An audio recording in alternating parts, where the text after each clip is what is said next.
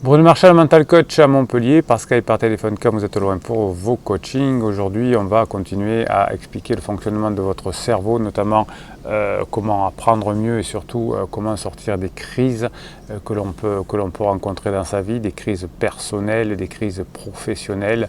Ben, je vais vous expliquer grâce aux neurosciences comment ça se passe dans votre cerveau et surtout comment on en sort de façon scientifique. Vous savez que sur cette chaîne on parle beaucoup de neurosciences, en tout cas du fonctionnement du cerveau, de neurones, etc.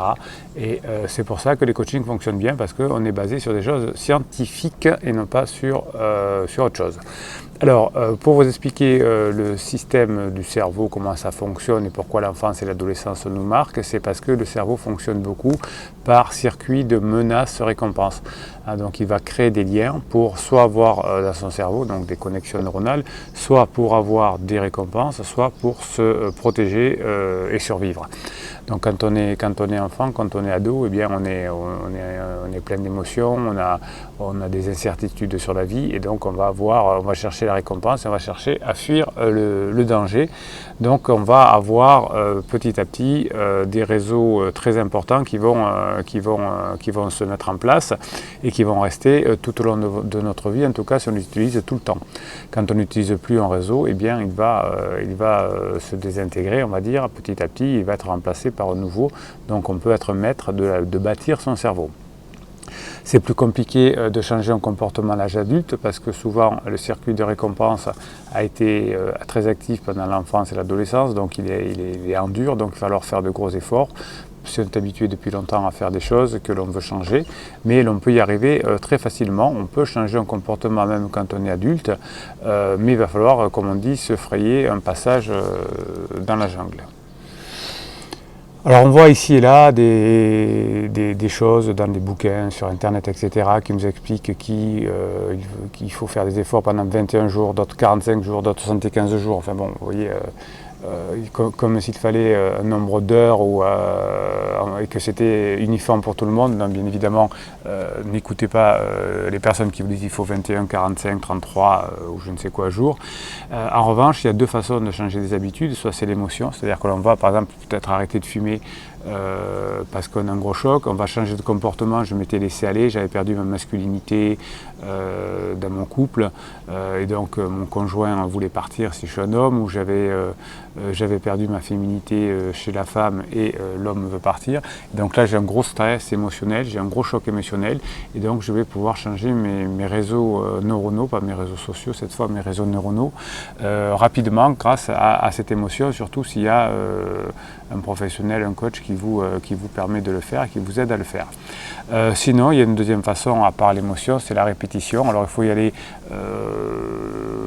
de façon certaine et répétée, mais progressivement. C'est-à-dire que si vous savez que votre cerveau aime bien son confort, et si on arrête du jour au lendemain de lui donner son circuit de récompense, ou s'il se met en danger de façon trop forte, eh bien votre inconscient notamment va freiner les quatre fers. Et c'est pour ça que si on veut s'arrêter d'un seul coup de fumer et qu'on n'a pas eu de choc émotionnel avant, eh bien c'est peut-être plus compliqué. Mais au bout d'un certain nombre de temps, de répétition, de techniques finalement, bien on va réussir à changer son comportement et récupérer son couple, récupérer sa famille, permettre à l'autre de voir que l'on a changé, retrouver un boulot, changer de comportement à son travail, etc. Mais ça doit se faire tous les jours. On construit des briques, c'est un peu un jeu de Go. Dans le jeu de Go, on va essayer d'encercler les anciennes stratégies, l'adversaire. Donc là, on va encercler les anciennes habitudes et on va les remplacer par des nouvelles. Donc voilà ce qu'on vous apprend en neurosciences. Voilà, notre métier de neurosciences, c'est vous expliquer ça et de vous donner ensuite les moyens de résoudre les situations. Alors vous savez, si vous suivez cette chaîne, ou si vous vous intéressez aux neurosciences, que nous savons en neurosciences qu'il y a 4 hormones essentielles qui vont vous permettre de sortir d'une crise, d'être plus heureux, etc. La dopamine, l'endorphine, la sérotonine et l'ocytocine. Et on va voir comment on peut se créer ces molécules du bonheur, ou ces molécules de non-souffrance, et qui vont vous permettre d'atteindre vos objectifs, parce que quand on se sent bien dans sa vie, eh bien, on a envie d'aller chercher les étoiles. étoile. Alors pour la dopamine, comment on crée ces shoots de dopamine? Eh bien chaque jour on va célébrer ce que l'on fait de bien. La dopamine aime bien les succès. Alors c'est pas à peine d'aller chercher le gros succès, hein, gagner le Tour de France, doubler son salaire, je ne sais quoi, c'est pas important pour la chose volumique du succès, je vais y arriver, mais le volume de dopamine va augmenter au fur et à mesure que vous allez l'utiliser et au fur et à mesure que vous allez célébrer des petites choses. Donc jour, pendant le temps qu'il faudra, 5 minutes par jour, 10 minutes par jour, un quart d'heure par jour. Si quelqu'un vous dit qu'il faut faire 10 minutes, 15 minutes, ne le croyez pas, c'est vous qui saurez. Eh bien, vous imaginez, vous rappelez de ce que vous avez fait de bien dans la journée, ou ce que vous avez envie de faire de bien aujourd'hui, de façon d'être fier de vous. Et cette habitude de mini-célébration, vous pouvez le faire tout au long de la journée, même si ce n'est pas extraordinaire, eh bien, va vous faire de sécrétion de dopamine.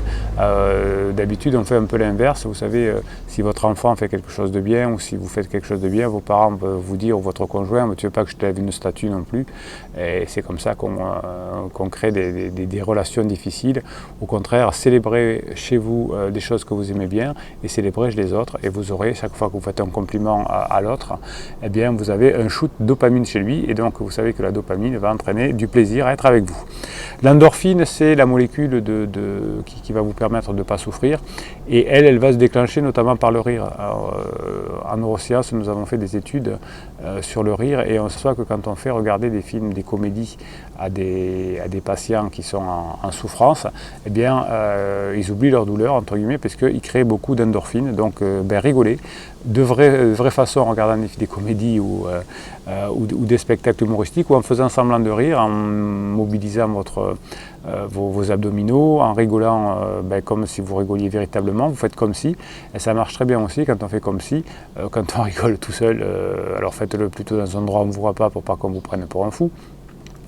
Mais dites-vous bien que si vous faites ça, vous libérerez les endorphines. Donc si vous avez mal quelque part, c'est quelque chose qui fonctionne bien, que l'on a vu en neurosciences sur de nombreuses études que l'on fait. L'ocytocine, c'est chaque fois que vous prendrez l'habitude d'être attentif à un événement, être dans l'instant présent, que vous donnerez votre confiance à quelqu'un, que vous direz à quelqu'un que vous l'aimez, que vous penserez que vous l'aimez, que vous lui donnez une confiance, eh bien vous aurez chez vous, comme chez lui, une sécrétion d'ocytocine.